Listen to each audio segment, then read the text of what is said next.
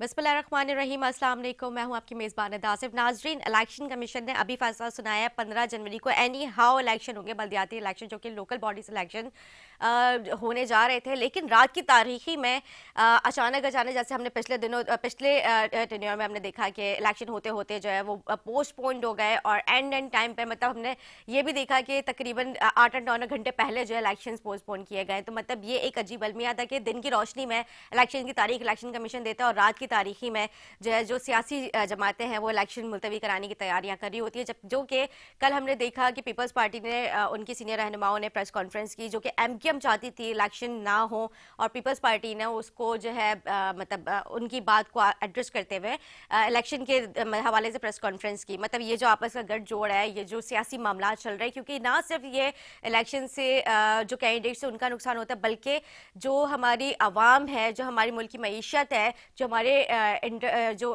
Businessman हैं, उनको भी बहुत ज़्यादा इस पर जो है नुकसान फेस करने को मिल रहा है। तो ये जो मामला है ये कब बेहतर आएगा, ये ऊँट किस करवट बैठेगा इलेक्शन का जो मामला है, क्योंकि अभी तक जो हमें इतलात मिली है 15 जनवरी को तो इलेक्शन होने, लेकिन पीपल्स पार्टी ने अपनी जो उनकी लीगल टीम है वो भी बुला ली है, वो भी तलब कर ली है, बाकी ऑर्डिनेंस के हवाले से भी बातें की जा रही है। तो क्या होता है प्रोग्राम में जानते हैं। हमारे साथ मौजूद है पीपल्स पार्टी से सरदार नज़ाकत साहब। खुश आमदीद कहूँगी सर, खैरियत से सर? बहुत कॉन्फिडेंट नजर आ रही थी एमक्यूएम पाकिस्तान और पीपल्स पार्टी के इलेक्शन तो हमने हर सूरत में करवानी, तो फिर क्या ऐसा हो गया कि इलेक्शन क्यों पोस्टपोन करवाए जा रहे हैं? देखें, कल जो एमक्यूएम के दोस्तों की रिजर्वेशन थी आपके सामने, कल उन्होंने जी। ओपन प्रेस कॉन्फ्रेंस की और फिर जो मीटिंग्स उनके साथ हमारी हुई हैं उसमें अपनी उन्होंने हल्का बंदियों के हवाले से रिजर्वेशन शो किए और उस पे हम ये समझते थे कि अगर थोड़ा सा अगर वेट करके हल्का बंदियाँ बेहतर करके इलेक्शन कमीशन अगर उसको बेहतर करके और जितने स्टेक होल्डर्स हैं कराची में, चाहे एमक्यूएम है, जमात इस्लामी है, पीटीआई है, ज़ाहिर है उनके साथ बात करना इलेक्शन कमीशन का काम है और इलेक्शन कमीशन उनके साथ बात करे, जो बात करके जो उनकी रिजर्वेशन हैं, जो भी स्टेक होल्डर हैं कराची की पॉलिटिकल पार्टी जितनी, चाहे पार्लियामेंट के अंदर है, पार्लियामेंट के बाहर है, जमात इस्लामी के साथ आपने देखा कि पाकिस्तान पीपल्स पार्टी ने हमेशा एक नरम गोशा रखा और हमेशा उनके साथ हमारे मुज़ाकरात रहे। हम ये चाह रहे हैं बेसिकली, देखें, सिंध हुकूमत ना इलेक्शन करवा सकती है ना रुकवा सकती है। सिंध हुकूमत का काम एक फैसिलिटेटर के तौर पे होता है, इलेक्शन कमीशन के टूल के तौर पे होता है कि इलेक्शन कमीशन जो फैसला करे उसमें सिंध गवर्नमेंट उसको इलेक्शन कमीशन की जो डायरेक्शन होती हैं, क्योंकि ज़ाहिर है वो एक आइनी इदारा है, उसको उस डायरेक्शन को फॉलो करके उसको फैसिलिटेट करती है सिंध गवर्नमेंट। हमारी जो भी कराची के जो स्टेक होल्डर्स थे, बड़े स्टेक होल्डर्स थे, उनकी तरफ से जब रिजर्वेशन हुकूमत सिंध की तरफ हुकूमत सिंध के सामने शो हुई हैं, तो उस पर हुकूमत सिंध ने कहा कि इलेक्शन कमीशन को एक लेटर लिखा, हमारे जो वजारत बल्दियात हाउसिंग एंड टाउन प्लानिंग की तरफ से एक लेटर लिखा गया, एक खत लिखा गया कि आप इसको हल्का बंदियों को बेहतर करके इलेक्शन की कोई नई डेट मुकर्रर करें। तो मैं समझता हूँ कि इतना बड़ा इशू नहीं है, हमें बेहतरी की तरफ जाना है और जितने कराची के स्टेक होल्डर्स हैं हमें उनको साथ लेके चलना है, क्योंकि देखें जो पार्टी गवर्नमेंट में होती है उसकी रिस्पांसिबिलिटीज भी ज्यादा होती हैं।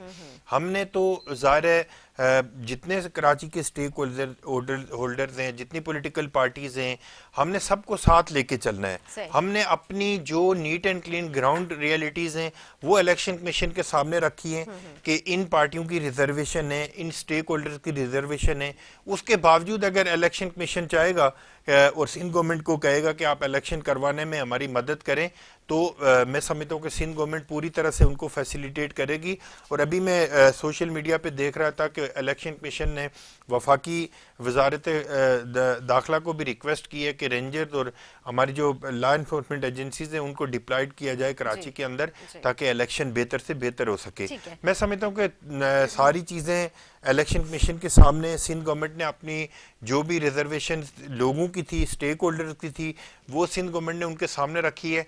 फिर भी अगर इलेक्शन कमीशन फैसला करेगा कि इलेक्शन करवाएं, तो पाकिस्तान पीपल्स पार्टी और सूबाई हुकूमत उसमें इलेक्शन करवाने के लिए पूरी तरह से तैयार है। नज़ाकत साहब, आपके पॉइंट्स मेरे पास आ चुके हैं, लेकिन ये जो रिजर्वेशंस थी ये आज की नहीं है एमक्यूएम पाकिस्तान की, ये काफ़ी टाइम से चलती हुई आती है, जैसे हल्का बंदियाँ, रिकाउंटिंग और दीगर चीज़ें जो थी। मतलब वो चाहते थे कि मतलब जो लिस्ट है उसके हवाले से, जो वोटर लिस्ट है जो कि 2 वोटर लिस्ट है उसके हवाले से भी उनको तहफ़्फ़ुज़ात थे, वो चाहते थे कि एक वोटर लिस्ट होनी चाहिए। तो ये जो रिजर्वेशंस है ये सिर्फ आज की नहीं है, ये काफ़ी टाइम से, जब से इलेक्शंस के बारे में सुन रहे हैं कि अनाउंसमेंट होती है, डेट चेंज हो जाती है, पोस्टपोन हो जाते हैं, ये आज की नहीं है। तो ये क्यों नहीं बेहतर किए जा रहा है? ये जो मतलब उनके तहफ़्फ़ुज़ात थे, ये इलेक्शन के दौरान ही, मतलब एक एक 2 दिन पहले ही क्यों जाके पोस्टपोन करके और फिर एकदम से याद आते हैं कि ये रिजर्वेशंस थी उनकी? देखिए, एक चीज़ मैं आपको बताऊं, शायद आपने मेरी बात गौर से नहीं सुनी। जी मैं ये कह रहा जी। हूं कि जो सिंध गवर्नमेंट का काम इलेक्शन करवाना नहीं है या इन चीज़ों को ठीक करना सिंध गवर्नमेंट का काम नहीं है, ये इलेक्शन कमीशन करेगा। सिंध गवर्नमेंट उसको एक टूल के तौर पे, एक इंस्ट्रूमेंट के तौर पे, एक फैसिलिटेटर के तौर पे उसको फैसिलिटेट करती है। ठीक है। सिंध गवर्नमेंट एज खुद ना हल्का बंदियां ठीक कर सकती है, ना मर्दमशुमारी के ऊपर एज खुद कोई काम कर सकती है। ये तो आईनी इदारे, इलेक्शन कमीशन हो गया, हमारे ऑनरेबल कोर्ट हो गए, वो जो डायरेक्शन देंगे सिंध गवर्नमेंट पूरी तरह से उनको फैसिलिटेट करेगी। ठीक करना तो जितनी एमक्यूएम के दोस्तों की रिजर्वेशन थी मर्दमशुमारी के हवाले से, हल्का बंदियों के हवाले से या वोटर लिस्टों के हवाले से, ऑलरेडी पीपल्स पार्टी उसको पहले से एड्रेस कर चुकी थी। और मैं समझता हूँ कि जब आप एक सीरियस इलेक्शन करवाने जा रहे हैं, इलेक्शन कमीशन अगर उसको करवाने जा रहा है, तो जो लूप होल्स हैं, जो उनकी गलतियां कोताहियां हैं या जो उनसे नहीं हो सका, उस गैप को फिल करके मेरे ख्याल में 10-15 दिन या 20 दिन अगर इलेक्शन डिले हो जाता है तो कोई क़यामत नहीं आ जाती। लेकिन मैं समझता हूँ कि इन सारी चीज़ों के बावजूद अपनी सूबाई सिंध गवर्नमेंट ने जितनी चीज़ें उनके सामने रखी हैं, उसके बावजूद अगर इलेक्शन कमीशन और हमारे ऑनरेबल कोर्ट्स अगर सिंध गवर्नमेंट को डायरेक्शन देंगे कि आप इलेक्शन करवाने में अपनी तमाम सर्विसेज प्रोवाइड करें, तो सिंध गवर्नमेंट अपनी तमाम सर्विसेज, हमारी लॉ एनफोर्समेंट एजेंसीज हैं या इलेक्शन कमीशन का जितना अमला है, उसके हवाले से हम इलेक्शन कमीशन को पूरी तरह से फैसिलिटेट करने के लिए तैयार हैं। ठीक है जी। एमके पाकिस्तान से भी ज्वाइन किया, हमारे साथ मौजूद था अहमद खान साहब। सर, मैं आपको शामिल करूँगी प्रोग्राम में। इलेक्शन कमीशन ने अपना फैसला सुना दिया, 15 जनवरी को हर सूरत में इलेक्शन, लोकल बॉडीज इलेक्शन होंगे। जो आप लोग के तहफ़्फ़ुज़ात थे इलेक्शन कमीशन से, पीपल्स पार्टी के सामने भी आपने अपने मुतालबात रखे थे, वो पूरे नहीं हो पाए। पहले पीपल्स पार्टी, अगर पहले का हम जिक्र कर लें, माजी में पीपल्स पार्टी जो है वो सैलाब का मतलब एक उनके पास पॉइंट है कि सैलाब की वजह से हमारी सिक्योरिटी जो है, पुलिस हमारी वहाँ पे इंगेज्ड है, तो वहाँ पे इस वजह से इलेक्शन पोस्टपोन हुए। फिर एमकेएम के तहफ़्फ़ुज़ात को सामने रखते हुए इलेक्शन पोस्टपोन हुए। इस बार जो इलेक्शन पोस्टपोन हुए, तो इसमें किसका कसूर है? बिस्मिल्लाहिर्रहमानिर्रहीम। सबसे पहले आपका और आपके चैनल का बहुत शुक्रिया कि आपने हमारा मौक़िफ़ जानने के लिए अपने प्रोग्राम में मदऊ किया। देखिए, पहले का जो आपने जिक्र किया, जब सैलाब की वजह से लोकल गवर्नमेंट इलेक्शंस डिले हुए, तो वो एक बड़ा जेन्युइन रीज़न था। ठीक है। लेकिन वो हमारी डिमांड नहीं थी। हमारी डे फर्स्ट से एक ही डिमांड है कि वोटर लिस्टों के इशू को हल करें, हल्का बंदियों को दुरुस्त करें, मर्दमशुमारी को दुरुस्त करें। सही। आप ये बताइए कि एक हल्का एक ही डिस्ट्रिक्ट में 30,000 लोगों पे, 30,000 की पॉपुलेशन पे है, दूसरा 80,000 की पॉपुलेशन पे, एक 90,000 की पॉपुलेशन पे है, एक 30,000 की पॉपुलेशन पे। कानून कहता है कि 10% से ज्यादा की वेरिएशन नहीं होनी चाहिए। आइन का आर्टिकल 218(3) कहता है कि इलेक्शन फेयर फ्री होना चाहिए।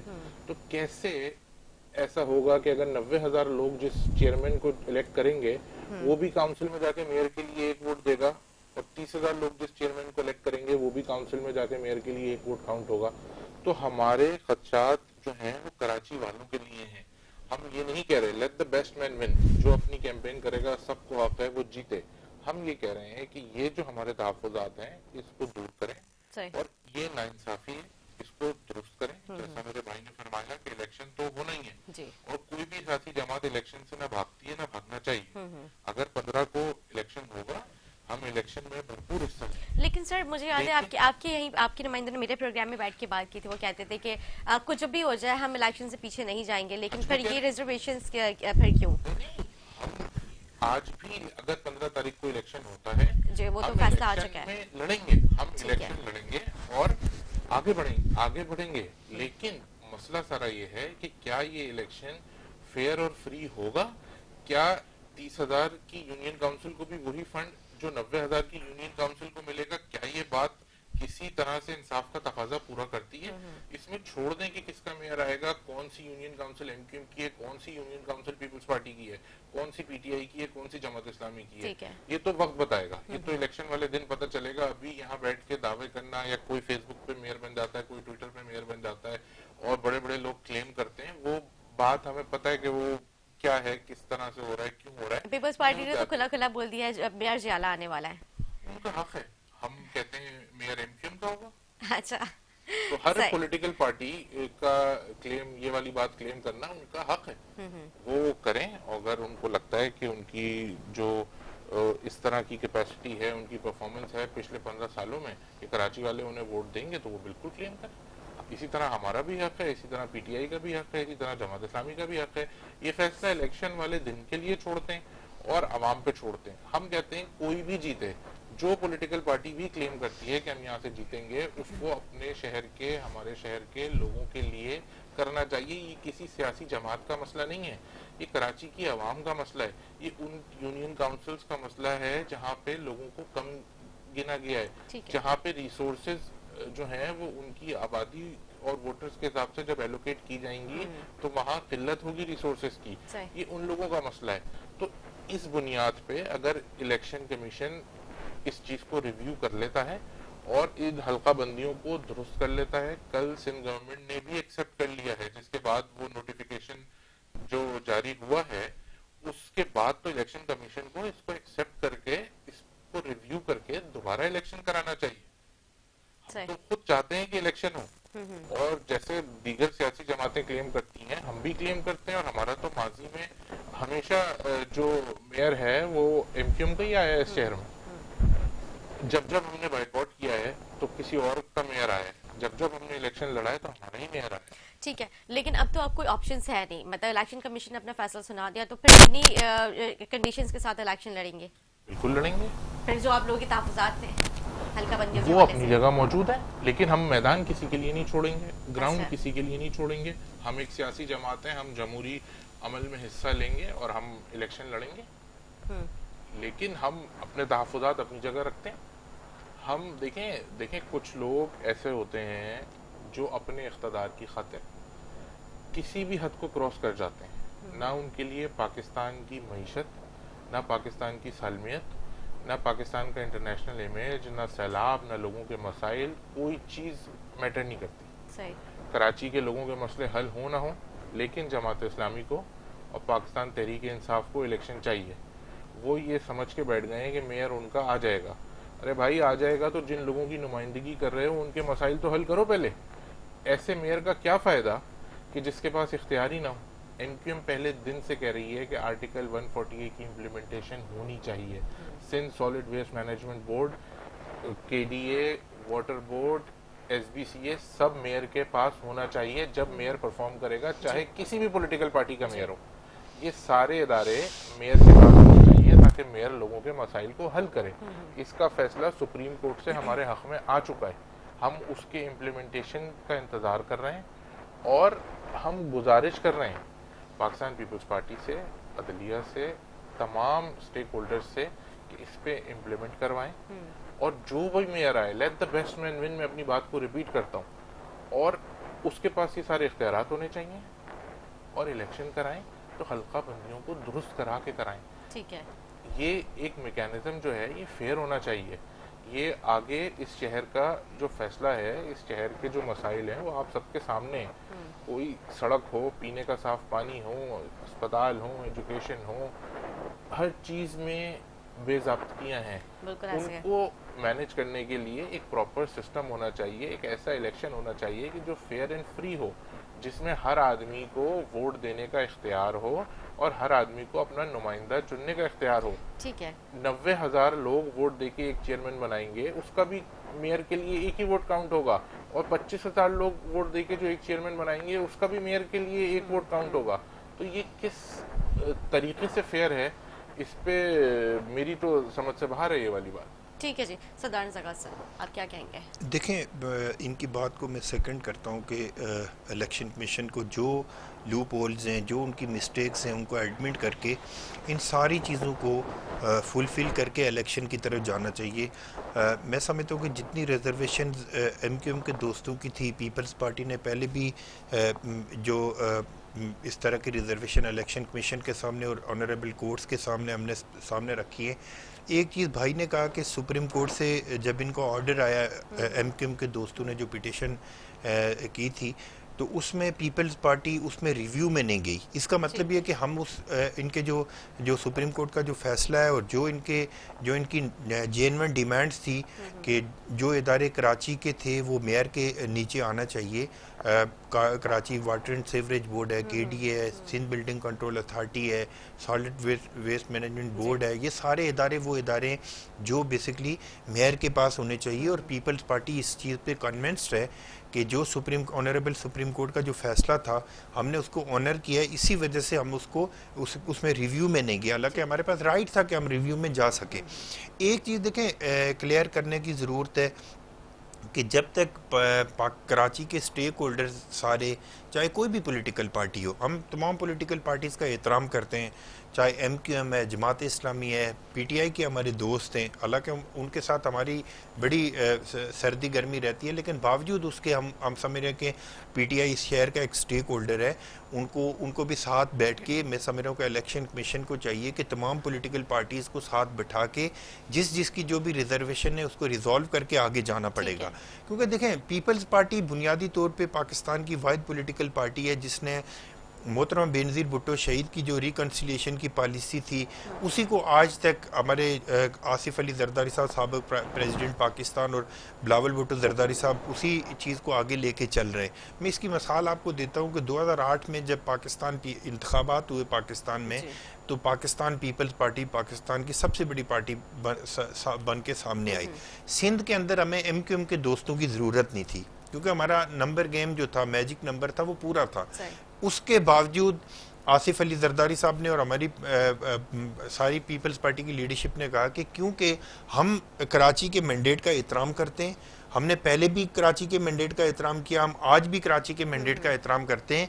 जहाँ तक आपने इनसे सवाल किया कि जियाला मेयर होगा, देखें अगर इलेक्शन होगा, फ्री एंड फेयर इलेक्शन होगा तो पाकिस्तान पीपल्स पार्टी इलेक्शन लड़ेगी।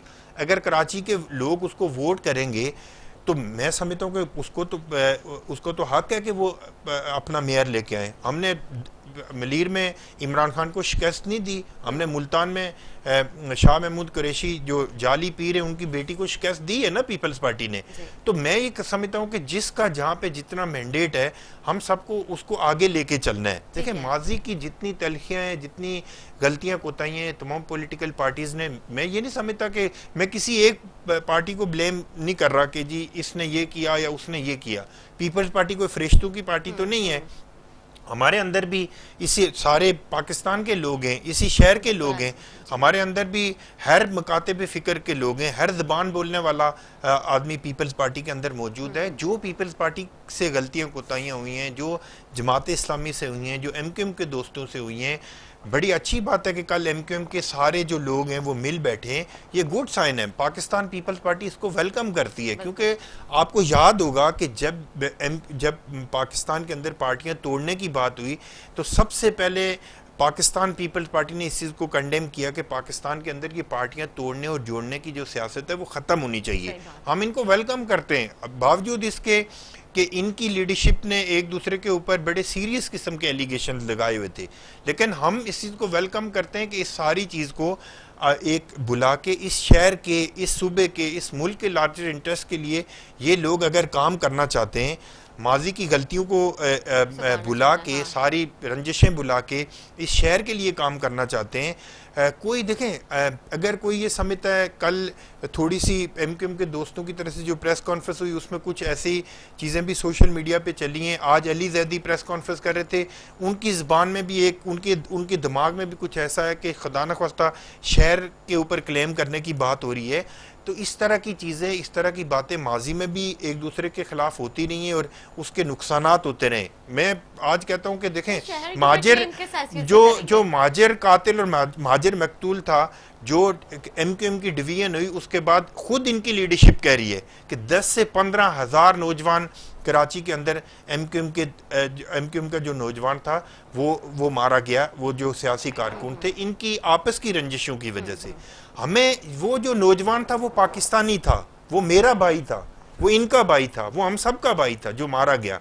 जो शोदा कब्रिस्तान इनके आबाद हुए वो किस तरह आबाद हुए, हमें इस चीज़ को एनालाइज करके हमें रंग, मज़हब, नस्ल, ज़बान और इन सारी चीज़ों के बालातर और बालाताक होके मुल्क के लार्जर इंटरेस्ट के लिए हम इनका जितना मैंडेट होगा, एमक्यूएम के दोस्तों को जितना मैंडेट मिलेगा, पाकिस्तान पीपल्स पार्टी उसको एहतराम करेगी। हमें जितना मैंडेट मिलेगा, एमक्यूएम के दोस्तों को उसका एहतराम करना चाहिए। ये इस तरह की बातें मैं समझता हूँ कि काफ़ी एमक्यूएम की पॉलिटिक्स में एक मैच्योर पॉलिटिक्स आ रही है। मैं समझता हूँ कि ये सारे लोग मुल्क के लार्जर इंटरेस्ट के लिए बात करें। अपनी सीट निकालना, मतलब मेयर की सीट निकालना, आप समझते हैं क्या?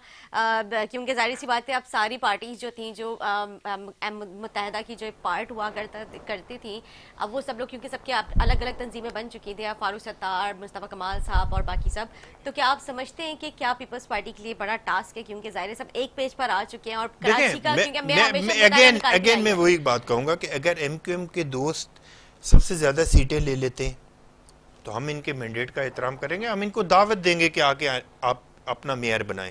लेकिन अगर पीपल्स पार्टी अब ज्यादा नंबर गेम उनके पास होगी, अगर ज्यादा नंबर होंगे उनके पास, तो इसी तरह खुश दिली के साथ, अपने खुले दिमाग के साथ एमक्यूएम, पीटीआई और जमात इस्लामी को भी पीपल्स पार्टी के मेयर को एक्सेप्ट करना पड़ेगा। हम बुनियादी तौर पे ये कह रहे हैं। देखें, हम जो फ्लेक्सिबिलिटी शो कर रहे हैं ना, आज मैं सोशल मीडिया पे और देख रहा था, अभी ट्विटर में देख रहा था कि काफी लोग पीपल्स पार्टी के ऊपर क्रिटिसिज्म कर रहे हैं रात वाले फैसले के ऊपर। जो हुकूमत में पार्टी होती है उसका दिल भी बड़ा होना चाहिए, उसमें फ्लेक्सिबिलिटी भी ज्यादा होनी चाहिए। हमने ना कि सिर्फ एमक्यूएम के दोस्तों की सुनी है। आपको याद होगा कि हाफिज नईम साहब जब सिंध असेंबली के बाहर बैठे, एक मेंबर असेंबली है जमात इस्लामी का सिंध असेंबली में, लेकिन हमने पूरी तरह से उनके साथ मुज़ाकरात किए और उनके जितने जायज़ मुतालबात थे उस वक्त हमने उनको एडमिट किया। फिर मुस्तफ़ा कमाल साहब जाके बैठे, मुस्तफ़ा कमाल साहब का एक मेंबर असेंबली भी नहीं है, बावजूद उसके पीपल्स पार्टी ने उनको पूरी तरह से फैसिलिटेट किया, उनके साथ मुज़ाकरात किए। हम सारे मुज़ाकरात के अंदर शामिल थे, हमने जाके उनके साथ मुज़ाकरात करके बाइज़्ज़त तौर पे, देखें मैं किसी खुशफहमी का शिकार नहीं हूँ।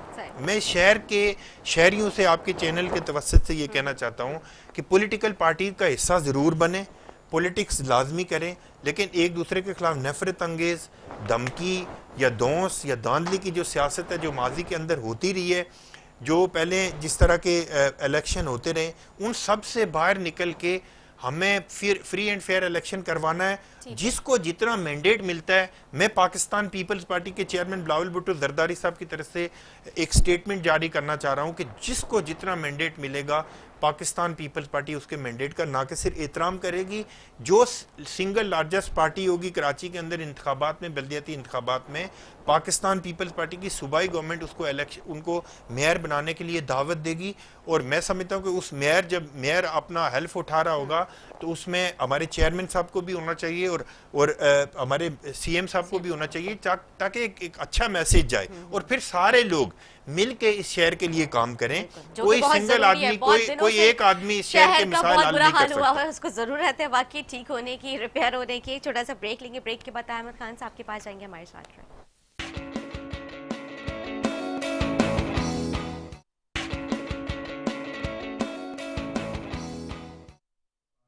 जी नाज़रीन, खुश आमदीद। ब्रेक से पहले गुफ्तगू हो रही थी इलेक्शन के हवाले से, क्योंकि अहमद खान साहब के पास मुझे जाना था। तो सर, आपने सरदार जगह साहब की पूरी गुफ्तगू सुनी, आप इनकी बातों से कितना इत्तेफाक करते हैं?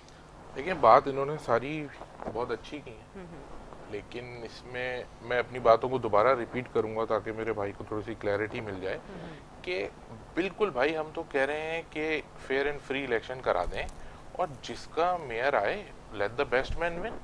इसका मतलब यही है ना कि जिसको आवाम वोट देगी वो आके जीत जाए, लेकिन इलेक्शन फेयर एंड फ्री होना जरूरी है। कराची का इलेक्शन जीते, तो नज़ाकत साहब ये कह रहे हैं कि फेयर इलेक्शन नहीं होंगे के साथ क्या फेयर एंड फ्री इलेक्शन हो जाएगा?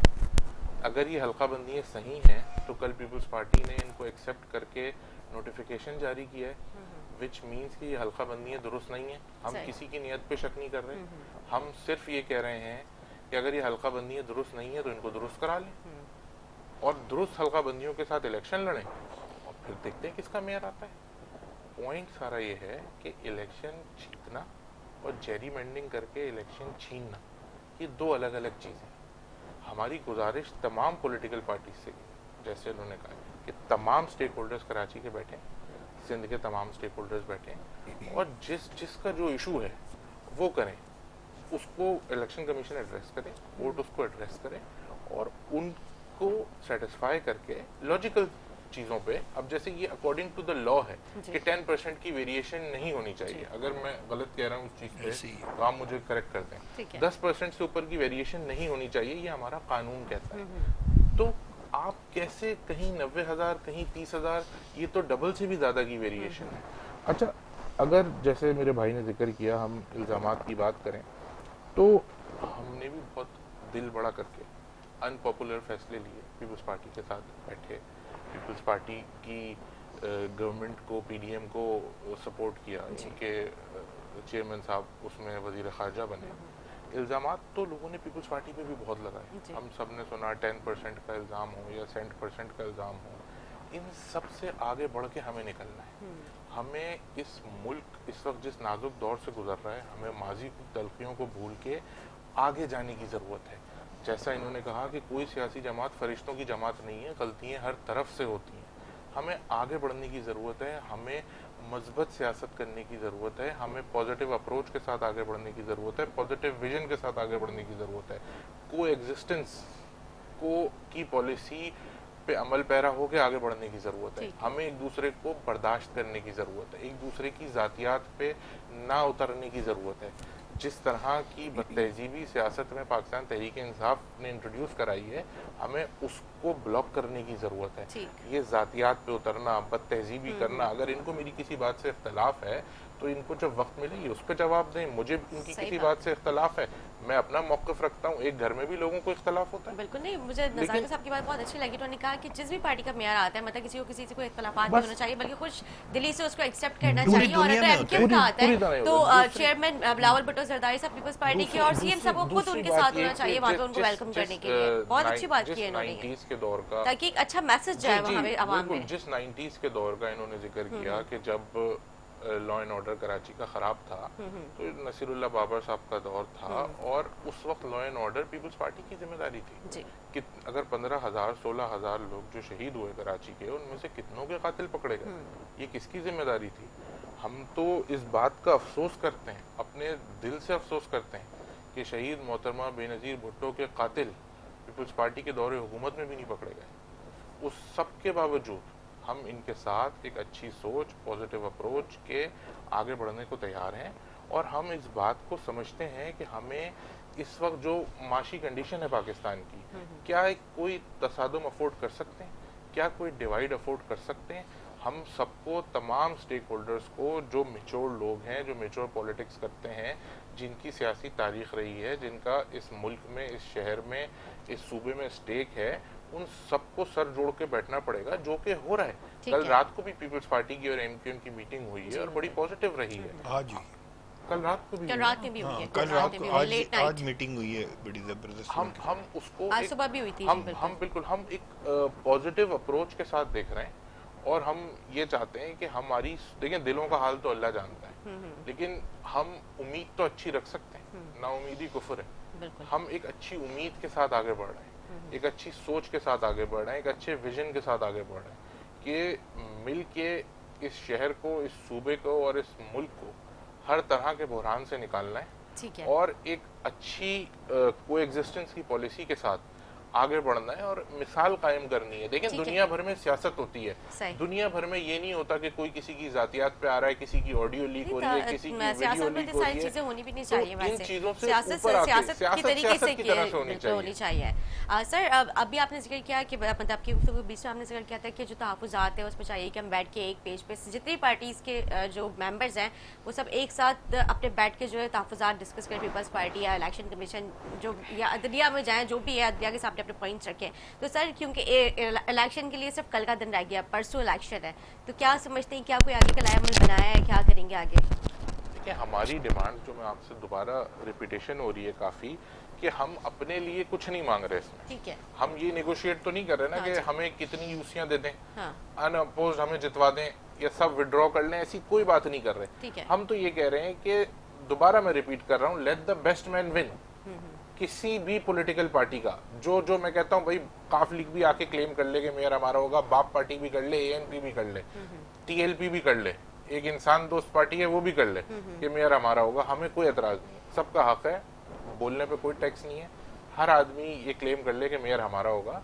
ओ भाई, लेकिन फेयर एंड फ्री इलेक्शन कराओ। हमारा मसला प्रोसेस पे, हमारा मसला ये थोड़ी है कि कोई जीतेगा कोई हारेगा। इलेक्शन लड़ते हैं, कोई जीतता है कोई हारता है, हमारा मेहनत करते हैं और आगे बढ़ते हैं। हमारा प्रॉब्लम यह है कि इस इलेक्शन के प्रोसेस को फेयर एंड फ्री बनाएं ताकि मिसाल कायम हो और आगे आने वाले जितने इलेक्शंस हैं वो फेयर एंड फ्री तरीके से हो और अकॉर्डिंग टू द लॉ हो। मैंने आपको एग्जांपल दी कि 10% से ऊपर की वेरिएशन हमारा लॉ इजाजत नहीं दे रहा, उसके बावजूद कोई यूनियन काउंसिल 30,000 पे तो कोई 90,000 पे, जिस पे मेरे भाई ने अग्री किया। आई अप्रिशिएट कि इन्होंने इस चीज पे अग्री किया। तो इन चीजों को हम कह रहे हैं कि दुरुस्त करने की जरूरत है और मुझे ये समझ में नहीं आ रहा कि इस पे क्यों जो पीटीआई है या जमात इस्लामी है ये क्यों इस इशू को नहीं समझ रही, या ये क्यों इस बात को अंडरस्टैंड नहीं कर रही। वो चाह रही है कि इलेक्शन हो जाए और उनको लगता है कि शायद वो जीत जाएंगे, जो कि उस पे मैं कहता हूँ नहीं बात करते। मैं किसी के साथ भी देखिए नेगेटिव बात नहीं करूंगा।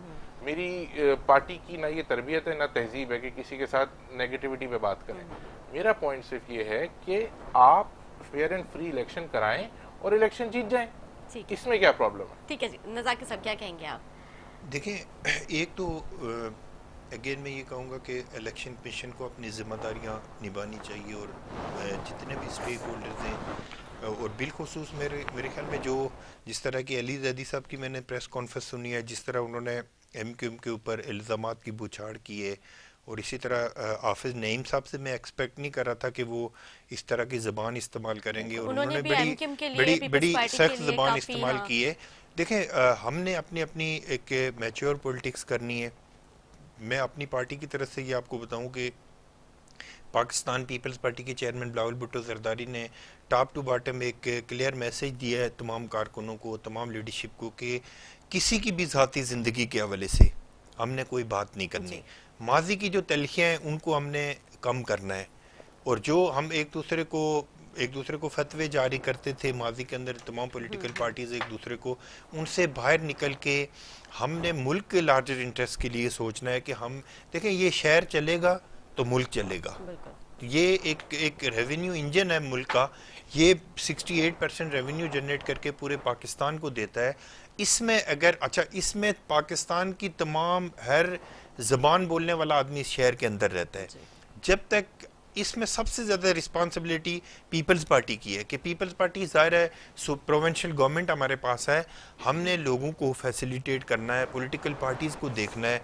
अच्छा, जमात इस्लामी हो गई या PTI हो गई, ये तो भाई को भी पता है कि 2018 में जिस तरह PTI को इस शहर का मैंडेट दिया गया तो वो तो बेचारे 1 बजे सो गए थे रात को जाके, तो उनको हमारी लॉ इन्फोर्समेंट, उस वक्त की लॉ इन्फोर्समेंट एजेंसीज ने घर से उठाया कि भाई आप चल के जश्न बनाओ, आप जीत गए हो। एक बंदे को अपनी कॉन्स्टिट्यूंसी का नहीं पता कि कहाँ से शुरू हो रही है और कहाँ से ख़त्म हो रही है। एक अली जैदी जैसे बंदे को एक काउंसलर बनने की कैपेसिटी नहीं है, तो उसको अगर आप MNA बना देंगे, या बहुत सारे MPAs हमारे ऐसे भी हैं कि जिनको शायद नाम लिखना भी नहीं आता, उनको भी असेंबली में भेज दिया गया इस बुनियाद के ऊपर कि वो PTI में थे, तो फिर ये लोग ज़ाहिर कैसे डिलीवर करेंगे? इनसे आप कैसी अच्छी बात का एक्सपेक्ट करेंगे कि ये अच्छी बात करेंगे और पॉजिटिव बात करेंगे, मुल्क के लार्जर इंटरेस्ट के लिए बात करेंगे? जिस तरह की स्टेटमेंट इमरान खान साहब की पार्टी ने दी है, खुद इमरान खान साहब ने हमारे इदारों के लिए दी है, पाकिस्तान के लिए दी है, पाकिस्तान के डिफॉल्ट का ऐलान कर दिया इमरान खान साहब ने। तो मेरे ख्याल में इस कोई भी पाकिस्तान के अंदर कोई भी पॉलिटिकल पार्टी अगर 5% भी अगर इसका वो अगर इज़हार राय करती जो इमरान खान साहब ने जो स्टेटमेंट दिए, तो वो सारे आज अडयाला जेल के अंदर होते या उनके ऊपर बैन लग चुका होता। पता नहीं, मेरे ख्याल में अभी तक इमरान खान साहब को लाडला रखा हुआ मुझे समझ नहीं आती। और फिर जिस तरह की जुबान ये लोग इस्तेमाल कर रहे हैं, मैंने भी नहीं देखा, मतलब पॉलिटिक्स में, सियासत में बहुत सारी मतलब तनकीद देखी है, लेकिन इस तरह की तनकीद और सारी चीजें आपके सामने। मेरे ख्याल में हमें मुल्क के मुफाद के लिए सोचना चाहिए, क्योंकि ये मुल्क होगा तो हम सारे हैं, ये शहर होगा, ये सूबा होगा, ये मुल्क होगा तो हम सारे हैं, वरना तो हम कुछ भी नहीं है। यहाँ पे तो इंडिविजुअल तो किसी की कोई हैसियत नहीं है। इमरान खान के जो वालिद थे हमारे लिए बहुत काबिल एहतराम है, वो तो एक जॉब करते थे। आज इमरान खान साहब अगर 400-500 कनाल के घर में रहते हैं तो वो भी इसी पाकिस्तान ने उनको दिया है। आज अगर वो बेशक अपनी गवर्नमेंट में आके जिस तरह के उन्होंने करप्शन की है वो ये इसी पाकिस्तान से की है ना, ये सारे पैसे तो यहीं से बनाए। तो मैं समझता हूँ कि ये सारे लोगों को ये सोचना चाहिए ये चीज़ कि हमें अपने मुल्क को कैसे बेहतर करना चाहिए। अच्छा, इस शहर के डायनेमिक्स कुछ ऐसे हैं कि जो पॉलिटिकल पार्टीज़ हैं उनकी रिस्पॉन्सिबिलिटी है कि अपने अपने जितने लोग हैं उनको एक पॉजिटिव मैसेज दें। मैं देखें, मुस्तफ़ा कमाल साहब के साथ हमारे पॉलिटिकल डिफरेंसेस हो सकते हैं, लेकिन जितने उन्होंने लोगों की तरबियत की है इस अरसे में, मैं उनको अप्रिशिएट करता हूँ। खास करके ये ज़बान की बुनियाद के ऊपर जो तकसीम थी उसमें मुस्तफ़ा कमाल साहब का एक बड़ा रोल रहा है। मैंने जितनी उनकी स्पीचेस सुनी है, जितना मैंने उनको सुना है, उन्होंने हमेशा ये मैसेज दिया है कि आपस में मिल के इस शहर की डेवलपमेंट के लिए काम करना है, सूबे और इस मुल्क के लिए करना है। मैं समझता हूँ कि यही जस्चर लेके अगर एमक्यूएम के दोस्त अगर आगे आएंगे, एमक्यूएम के दोस्त जो आज जिनके हाथों में लीडरशिप है, मेरे ख्याल में बड़े मुनासिब और संजीदा लोग हैं, उनको अगर नेशनल इंटरेस्ट के लिए वो काम करेंगे तो हमें खुशी होगी। अच्छा, इसमें कुछ ऐसे भी लोग होते हैं जो पॉलिटिकल पार्टीज में इंडिविजुअल कुछ ऐसे रोल अदा करते हैं कि जो पूरी पार्टी के लिए मेरे ख्याल में बहुत बदनामी का सबब बनता है। उसमें कोई एक पॉलिटिकल पार्टी नहीं बल्कि हर पॉलिटिकल पार्टीज के अंदर होती है। में जब बता था कि जो पुराने साथी थे, जो पिछड़े हुए साथी थे, वो एक पेज पर आ चुके थे। उसमें कुछ हमने देखा जो सीनियर आपकी मतलब लीडरशिप थी, उसमें कुछ जो मतलब नामी ग्रामी नाम थे वो हमें नजर नहीं आए। कुछ चेहरे ऐसे भी थे मिसाल के तौर पर मतलब आपको मैं बहुत सारे मिसाल हैं जो आपकी पार्टी के हुआ करते थे, जिसमें मेरे ख्याल से जो आपके जो चले गए थे वहाँ पे इराक में, क्या नाम है उनका, फैसल रज़ा अब्दी साहब। फैसल रज़ा अब्दी कभी एमक्यू में नहीं, वो तो सॉरी पीपल्स पार्टी के थे। कौन से किस मैंने देखा था रज़ा की बात की, और भी थे, मतलब बहुत सारे ख्वाजा इज़ारुल हसन साहब थे, वो भी थे। नहीं, मुझे नजर नहीं आया। हैदराबाद रिजवी साहब थे उसमें, वो नजर नहीं आए, और बाकी दीगर और भी थे जो मैं थोड़ा सा आपको इस पे गाइड कर देता हूँ कि देखिए सब अपने अपने कामों में लगे हुए हैं, तंजीम साजी में लगे हुए हैं। तो प्रेस कॉन्फ्रेंस में जो सलमान मुजाहिद बलोच भी आएगा उसमें नहीं थे, वो भी नहीं नजर आए मुझे। सलमान मुजाहिद बलोच ने रात को टॉक शोज किए हैं, ख्वाजा इजहार साहब ने टॉक शोज किए हैं। हमारे इजलास, उस प्रेस कॉन्फ्रेंस में सब थोड़ी बैठ सकते थे। कोई भी पॉलिटिकल पार्टी की प्रेस कॉन्फ्रेंस होती है तो उसमें मखसूस लोग बैठते हैं। फिर जो लोग आ रहे थे, हमारी कोशिश ये थी कि उन लोगों को अकोमोडेट कर दें। जो ना उनका कोई इस पे रद्द-ए-अमल सामने आया, और हैदराबाद रिजवी साहब नहीं, हैदराबाद रिजवी साहब बिल्कुल पार्टी की पॉलिसी को टो करते हैं और वो इस पे 100% ऑन बोर्ड है। मेरे ख्याल में कराची में नहीं है वो, या है पता नहीं। नहीं है, कराची में है। हो सकता है कराची में हो, ट्रेवल कर रहे हो, कोई निजी मसरूफियत में हो, लेकिन वो पार्टी की हर। अच्छा, एक और बात मैं आपको क्लियर कर दूं, हैदर भाई तो इस पॉलिसी को टो करते हैं, लेकिन हर पॉलिटिकल पार्टी में कुछ लोग होते हैं जो हर फैसले पे जरूरी थोड़ी है कि अगर 100% आपकी सेंट्रल कैबिनेट है तो 100% अग्री करे। ये तो जमहूरियत का हुस्न है, कुछ लोग उसमें डिसअग्री भी करते हैं, कुछ लोग अग्री भी करते हैं, लेकिन जो फैसला पॉलिटिकल पार्टी कर लेती है उसको फिर सबको टो करना होता है। हर आदमी को पार्टी के फैसले को टो करना होता है और उसी लाइन को टो करके आगे चलना होता है। ठीक है। अच्छा, जो आप लोग का मर्ज होने का जो फैसला हुआ था, इस पे कारकुनान का भी रद्द अमल सामने आया किसी किस्म का, मतलब वो आप लोगों के इस फैसले से खुश हैं या ना खुश हैं, किस तरह से उन्होंने वेलकम किया? वो सारे जो पार्टी जो टूट चुकी थी अब एक पेज पर आ चुके, तो उनका कैसे इस पे मतलब कारकुनान, अवाम, इस शहर के लोग, stakeholders, different political parties के लोग, जैसे इन्होंने इजहार किया कि ये भी खुश हैं, इनकी पार्टी भी वेलकम करती है, इसी तरह से हमारे कारकुनान, डिफरेंट पॉलिटिकल पार्टीज, ये इस शहर के लिए एक अच्छा कदम है, अच्छा इक़दाम है, एक अच्छी शुरुआत है। इसको पॉजिटिव अप्रोच के साथ शुरू करने की ज़रूरत है और एक अच्छे विजन के साथ माजी की तलखियों को भुला के आगे चलने की ज़रूरत है। हर आदमी अपने अपनी एक्सपर्टीज रखता है। खालिद मकबूल भाई की लीडरशिप पे सब मुत्तफिक हैं, कल आपने देखा प्रेस कॉन्फ्रेंस हुई, और हर आदमी अपनी ज़ात को पीछे रख के इस शहर के लिए, इस कौम के लिए, एमक्यूएम के लिए काम करने को तैयार है। तो ये एक बहुत अच्छी सोच और बहुत अच्छी अप्रोच है। ठीक है जी, लास्ट आपसे क्वेश्चन करूंगी, क्योंकि जिस तरह से मुस्तफ़ा कमाल साहब है, फारूक सत्तार साहब है, बहाली कमेटी के वो चेयरमैन है, मुस्तफ़ा कमाल साहब पीएसपी के चेयरमैन है, तो क्या अब हम उन्हें मतलब थे, तो क्या अब हम उन्हें एमक्यूएम के नाम से पुकारेंगे? मतलब एमक्यूएम पाकिस्तान से मुस्तफ़ा कमाल साहब, इस तरह से उन्हें कहेंगे? बिल्कुल, कल उन्होंने आपके सामने शमूलियत का ऐलान किया है। ठीक है, मतलब वो जो पीएसपी थी वो खत्म हो चुकी है। बिल्कुल, अब वो एमक्यूएम का हिस्सा है।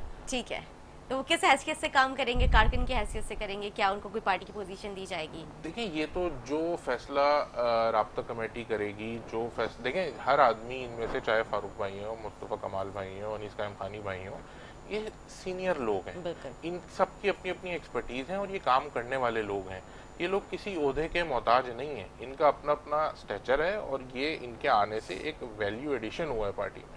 और राब्ता कमेटी जिस तरह डिसाइड करेगी आगे जाके कोई ओहदा होगा वो भी मिल जाएगा। ठीक है नज़ार साहब, आप कुछ कहना चाहेंगे इस पे? एक सेकंड में हम तो देखें एमकेएम का ये एक इंटरनल चीज़ें हैं कि वो किसको किस ओहदे पे रखेंगे, लेकिन अच्छी बात ये है कि सारे लोग कल अच्छे तरीके से जमा हुए। इस शहर में जो तकसीम दर तकसीम थी पॉलिटिकल पार्टीज़ की या मुख्तलिफ ज़बान बोलने वालों की तकसीम थी, उसको मेरे ख्याल में कल एक अच्छा मैसेज मिला है लोगों को कि एमक्यूएम के दोस्त सारे इकट्ठे हुए हैं। उम्मीद करता हूँ कि माजी की तलखियों को बुला के एमक्यूएम के जो दोस्त हैं, पीएसपी के लोग हैं, या मुस्तफ़ा कमाल साहब या फारूक सत्तार साहब ने तो खैर इतने कोई हार्ड स्टेटमेंट नहीं दिए, लेकिन मुस्तफ़ा कमाल साहब ने काफ़ी ऐसे स्टेटमेंट दिए हैं जो कल से मीडिया पे, सोशल मीडिया पे चल रहे हैं। और हम तो एक पॉजिटिव उम्मीद करते हैं इनसे कि ये सारे इकट्ठे होंगे तो अच्छा होगा। हम इनको देखें, हम तो एक दूसरी पार्टी हैं, लेकिन हम इनको एक पॉलिटिकल पार्टी अगर इकट्ठी हुई है, इनकी तकसीम थी, तो हम इसको, हमारा स्टेटमेंट ये है कि हम इनको वेलकम करें। ठीक है जी, बहुत शुक्रिया सरदार ज़ाकिर साहब। ताज साहब, मैं आपको शुक्रिया अदा करूंगी। उम्मीद करती हूँ नाज़रीन को हमारा प्रोग्राम अच्छा लगा। इसी के साथ अपने मेज़बान अदा सकते हैं इजाज़त। मुझे, मेरे मेहमानों को, मेरी टीम को दुआ में याद रखें। अल्लाह हाफ़िज़।